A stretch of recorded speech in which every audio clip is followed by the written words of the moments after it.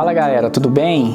Essa semana completam-se 57 anos do golpe civil-militar de 1964 no Brasil, evento que vai se desdobrar no estabelecimento de um longo regime militar que dissolveu o parlamento, perseguiu opositores políticos, censurou expressões artísticas e jornalísticas, cerceou liberdades individuais, além, é claro, de torturar, executar e desaparecer com corpos de centenas de pessoas. Esse é um passado de nossa história que infelizmente ainda é muito presente. Aliás, eu acredito que seria impossível compreendermos os problemas atuais do Brasil sem conhecer esse período. Por essa razão, e também aproveitando para inaugurar um projeto de extensão de divulgação científica na área de ciências humanas, eu pedi a colegas historiadores, professores de história ou estudantes que fizessem a indicação do livro que consideram mais importante sobre a ditadura.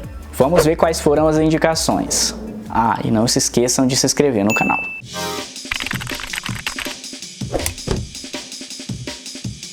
Olá a todos, eu sou a Cláudia, eu sou doutora em História pela Unicamp. Eu vim recomendar um livro que eu considero importante para quem está estudando o período da ditadura militar brasileira. E o livro que eu escolhi é Jango e o Golpe de 1964 na Caricatura, do historiador Rodrigo Pato de Samota. O Rodrigo é professor titular da Universidade Federal de Minas Gerais e ele publicou esse livro em 2006. Bom, em linhas gerais, o livro perscruta caricaturas que circularam na grande imprensa no eixo Rio-São Paulo para compreender o debate político no governo Jango e que acabou culminando também no golpe de 1964. Essa recomendação ela se baseia em dois elementos que me parecem fundamentais, né? A leitura do livro ela é acessível ao grande público por usar uma linguagem fácil, desprovida de um rebuscamento acadêmico. Isso também não quer dizer que a obra seja mal fundamentada, sim, muito pelo contrário. Os esforços no sentido de explicar as charges demandou um grande investimento em pesquisas e um grande exercício de síntese por parte do autor.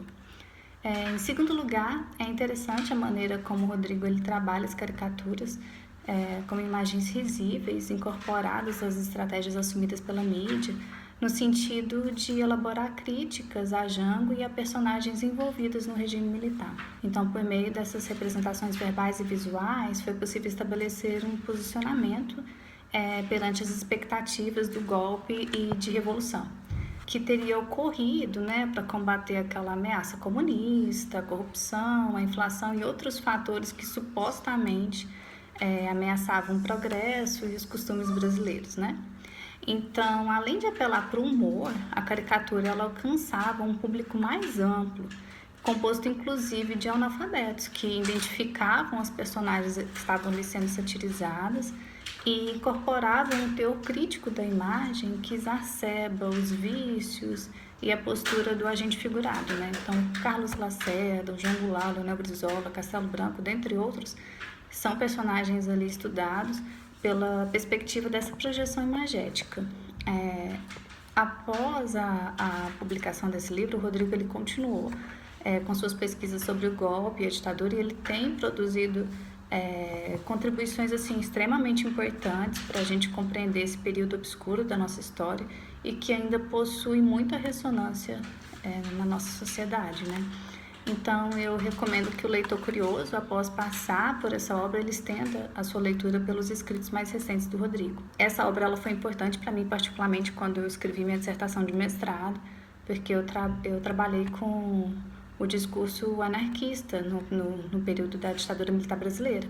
E quem conhece a mídia de teor libertário sabe o quanto que a caricatura, as charges, ela é importante nesse tipo de documento. Então, foi um livro importante para mim e eu acredito que quem quer adentrar para compreender melhor esse cenário, esse debate político do período é um livro bem legal. É isso, obrigada. Olá, gente, tudo bem?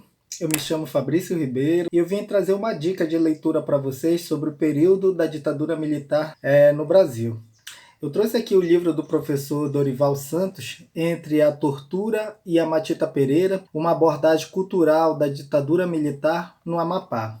Esse livro do professor Dorival foi lançado em 2017 e ele, através dessa abordagem cultural, ele traz uma peculiaridade de como desenvolveu esse processo de repressão, né, de perseguição aos seus opositores de forma bem peculiar. Ele pontua lá no livro dele duas situações. Uma que é a história, o relato de uma mulher que durante os anos 60 e 70 distribuía bombons envenenados, a loura do bombons envenenado. E essa história causava certo medo, receio, e isso foi um dos motivos, né, que justificava a perseguição dos opositores, né, de investigá-los. Existe também o caso que causou certa tensão, certa comoção e certo pavor na população aqui nesse período, que foi a situação do engasga-engasga. Era comentado no rádio, né, que algumas mulheres, quando saíam das escolas, elas eram violentadas, engasgadas por esse tal engasga-engasga. Mas ninguém sabia quem era. E a polícia começou a investigar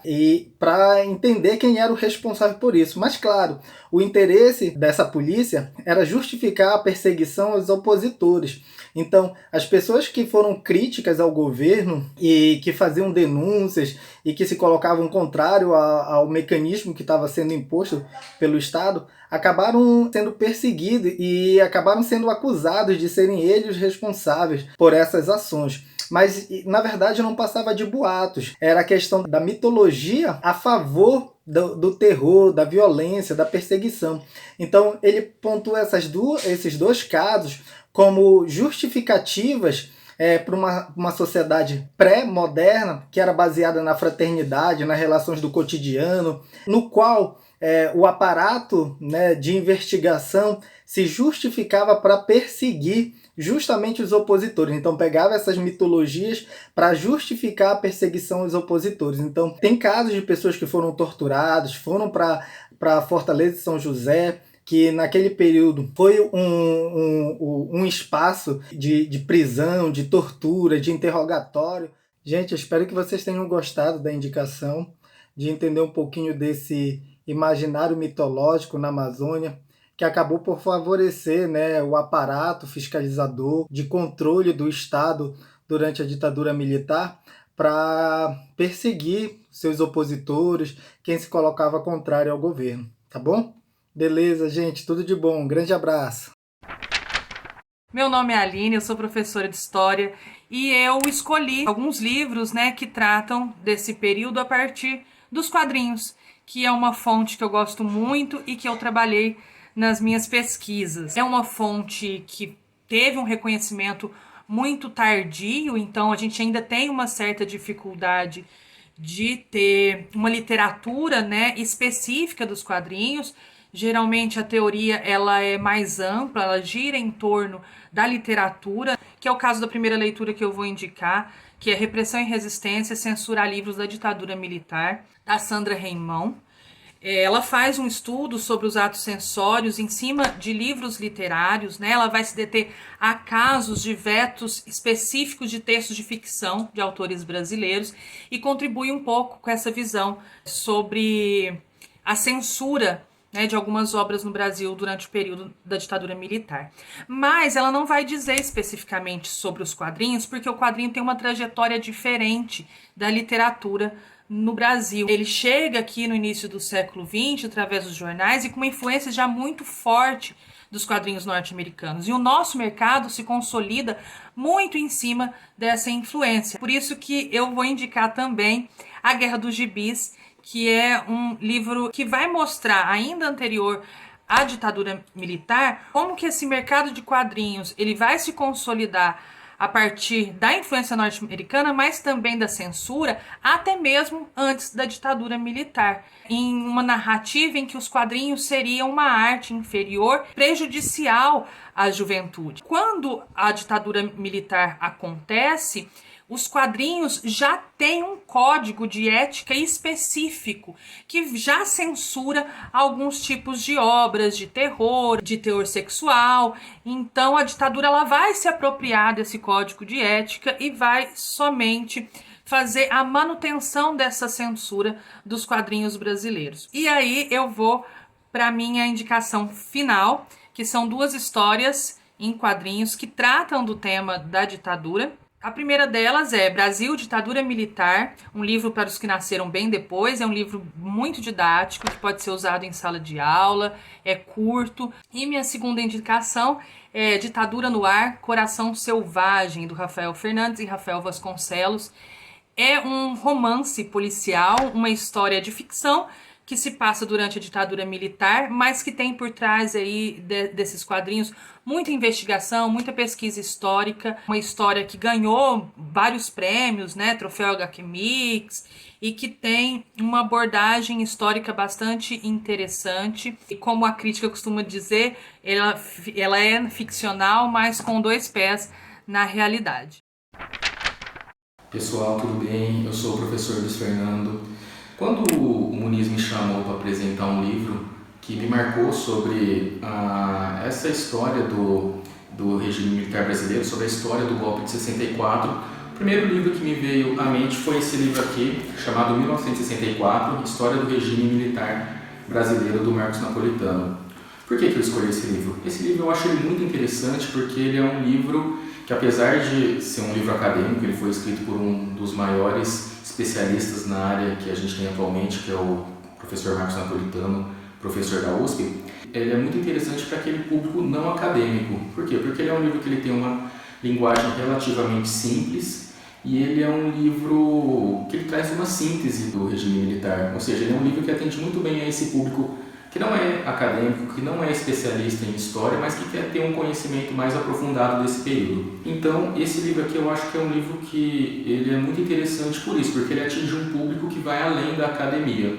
E outra coisa interessante desse livro é porque ele traz um apanhado geral aí do regime militar brasileiro. Ele começa lá com os antecedentes do golpe, com os embates entre os projetos de governo que marcaram esse período anterior ao golpe, e então ele explica muito bem quais foram os motivos que desencadearam aí o golpe militar, e depois ele passa aí pelas características do regime, passa pela sua história política, passa pelas suas características econômicas aí, com ênfase aí no milagre econômico e os fracassos decorrentes dessa política econômica, pelos seus aspectos culturais. Isso é muito importante na obra também, os embates culturais que aconteceram nesse período. E também ele fala sobre as consequências que o regime militar trouxe para a nossa sociedade, que a gente vive elas até os dias de hoje, né? Esse livro foi lançado em 2014, só que até hoje ele é muito atual, porque ele traz reflexões que ainda permanecem muito perceptíveis aí na nossa sociedade. Então, a minha dica de livro para quem quer entender melhor o golpe de 64, o regime militar brasileiro, é esse livro aqui do professor Marcos Napolitano. Tudo de bom para vocês e um abraço. E aí, pessoal do canal Diacrônico, o livro que eu venho indicar é O Brasil Nunca Mais, organizado por Dom Evaristo Arnes, né? Ele vai mostrando como que o aparato de tortura e repressão vai sendo construído gradativamente durante a ditadura militar, né? Para oprimir, desumanizar as pessoas que lutavam por democracia. Um grande abraço. Salve Diacrônico, vida longa. Eu acho que um livro que não pode faltar em tempos como os que a gente está vivendo hoje é o do projeto Brasil Nunca Mais, né? Esse aqui tem o prefácio do Dom Paulo Evaristo Arnes, mas o Brasil Nunca Mais foi um projeto de mais de 30 pessoas na equipe, entre eles, né, o próprio Dom Paulo, que eu já citei, também o reverendo J.B. Wright e o rabino Henry Sobel, né, coordenaram uma equipe que digitalizou mais de 700 processos no Superior Tribunal Militar que rolaram entre os anos da ditadura, né? Foi um projeto clandestino entre 1979 e 1985, né, que foi um ano em que volta o regime democrático no país. Hoje esse acervo se encontra no arquivo Edgar Leuenhoff, no Instituto de Filosofia e Ciências Humanas, lá da Universidade Estadual de Campinas, a Unicamp. E esse livro revela o que há nesses processos, né, denúncias, relatos de opositores da ditadura de 64 em juízo, né, denunciando aí tortura, o sistema repressivo, a repressão, a subversão dos direitos humanos e, né, os limites da ditadura e até mesmo os extremos que a tortura levava, né. O mais bacana disso é que hoje tem um site que é bnmdigital.mpf.mp.br, porque quem é historiador ou quem tem curiosidade pelos documentos pode acessar lá. Valeu? Obrigadão aí, um salve, abraço. Fala galera de A Crônica! Eu vou recomendar O Grande Irmão, da Operação Brother Sun aos anos de chumbo. Esse livro é muito interessante porque mostra como os Estados Unidos participaram da arquitetura do golpe civil-militar e inclusive ofereceu material bélico para que tudo desse certo quando houve o golpe e a tomada do poder pelos militares. Demonstra também como a participação dos Estados Unidos no apoio para legitimar esse regime, desde o período de Castelo Branco até Médici, e inclusive a tentativa de apagamento da imagem do regime, enquanto regime que viola uma série de direitos humanos e tortura seus opositores. Os Estados Unidos não queriam ver a sua imagem de uma democracia liberal atrelada a um regime que tortura. Então o livro ele trata não tão somente da história do Brasil, mas de toda a América Latina e como funcionou o imperialismo norte-americano durante o período da Guerra Fria. Sou o professor Eustáquio de Paula, de História do IFM Campus Uberaba. Na concepção do Richard Dreyfuss, num livro interessante, 1964, A Conquista do Estado, foi uma ação política e um golpe militar, né, que contou com a participação de amplos setores, envolvendo não só as Forças Armadas, mas também setores consideráveis da Igreja Católica, empresários e a grande imprensa do país, que manipulou de tal forma, dizendo que haveria um risco de um golpe militar no país. E dessa forma, o regime militar tratou de silenciar esses setores. E não houve uma revolução em 1964, o que na verdade o que houve foi o silenciamento dos ideais democráticos. O que o regime militar, ou ditadura militar, melhor dizendo, procura implementar é o silenciamento, é o cerceamento das liberdades.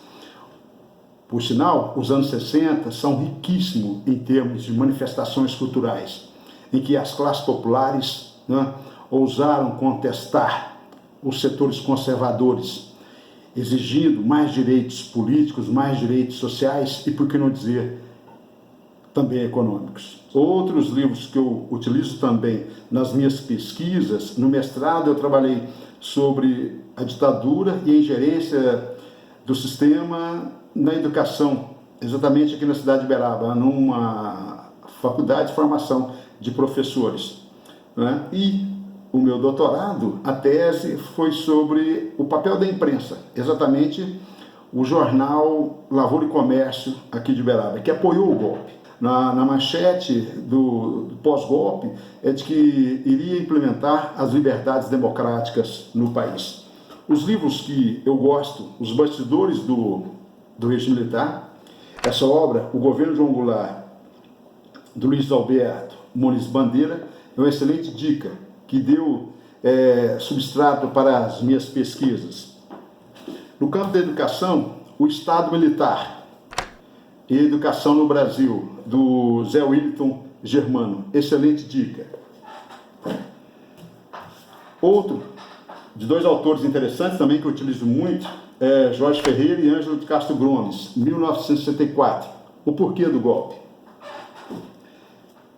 A Ditadura que Mudou o Brasil, outra grande obra, na verdade uma coletânea, do Daniel Arão Filho, Marcelo Ridente e Rodrigo Pato Samota. E no campo das artes, né, O Fantasma da Revolução Brasileira, como sofreu aqueles que pensavam diferente do regime militar. Aquele abraço. Saudações, pessoal. Estou aqui hoje para recomendar um livro que me ajuda a preparar aulas e estudar sobre ditadura. Eu falo do Pequena História da Ditadura Brasileira, obra de José Paulo Neto, editada pela Cortez e publicada em 2014. O que eu gosto nesse livro é o fato dele ser bastante completo, rico em dados e muito bem subdividido. José Paulo conta a história da ditadura sem se perder em uma crônica política e sem ter uma escrita muito jornalística. Então, ao tempo todo, ao longo do livro, ele está preocupado em historicizar os acontecimentos, fornecer uma análise aberta às perguntas, às questões que são colocadas e a confrontar também as hipóteses. Por exemplo, quando ele trata dos significados do golpe de 64, ele dialoga com as interpretações da Escola Paulista de Sociologia, incorpora alguns elementos da teoria marxista da dependência e compara os projetos em jogo. Compara o projeto elitista de rearticular os modos de acumulação, criando um arranjo entre Estado, capital nacional, capital estrangeiro, às expensas da classe trabalhadora, e ele coloca esse projeto de frente com a tentativa de romper com as linhas mestras da dependência por meio das reformas de base. Enfim, José Paulo situa o Brasil na conjuntura de alterações na divisão internacional do trabalho e da Guerra Fria e utiliza ali o conceito de contra-revolução preventiva para poder mostrar que o golpe de 64 foi, na verdade, um aborto naquele contexto da possibilidade de reverter a dependência e de democratizar a sociedade. Em suma, ele mostra o caráter reacionário do golpe de 64. E não para por aí. Ele também se debruça sobre os principais aspectos do período ditatorial, sempre muito preocupado em analisar a dinâmica das classes. Um outro ponto que me parece muito atual é a forma como José Paulo escancara o ocaso do regime. O fim da ditadura, um regime reprovado pelo povo, ocorreu por meio de uma conciliação com os responsáveis por esse regime. É algo bem interessante para nós pensarmos as possibilidades que são colocadas hoje em dia. Então, fica a dica, Pequena História da Ditadura Brasileira, de José Paulo Neto. Pensaram que eu ia ficar de fora dessas indicações, né? Que nada, tô aqui para recomendar o meu livro. Bom, o livro que eu considero essencial para a gente entender esse período da ditadura militar é esse aqui, da Beatriz Cuchinier, Cães de Guarda, Jornalistas e Censores, do AI-5 à Constituição de 1988. Então a Beatriz Cuchinier, essa historiadora, ela vai investigar os mecanismos de censura, como eles funcionavam nos jornais brasileiros. Então nós temos jornalistas que eram colaboracionistas com o regime militar e também temos jornais sendo ocupados por militares, por policiais que iam fazer essa função de jornalista, né? Jornalista entre aspas, porque eles não publicavam notícias negativas, notícias que poderiam levar críticas ao governo. Então esse livro aqui eu considero ele muito importante para a gente entender a forma de legitimação e a forma também de controle do regime militar sobre as pessoas. Quer dizer, não é só através da violência física, mas através de outros mecanismos, outros dispositivos de poder e de controle. É isso, pessoal. Espero que vocês tenham gostado e que aproveitem as ótimas recomendações de leitura. Agradecemos a todos os colegas que se disponibilizaram em enviar o vídeo e a fazer sugestões para nós difundirmos o conhecimento a respeito desse período tão crucial da história do Brasil. A vocês que nos ajudam compartilhando nossos conteúdos, nosso muito obrigado. Até a próxima!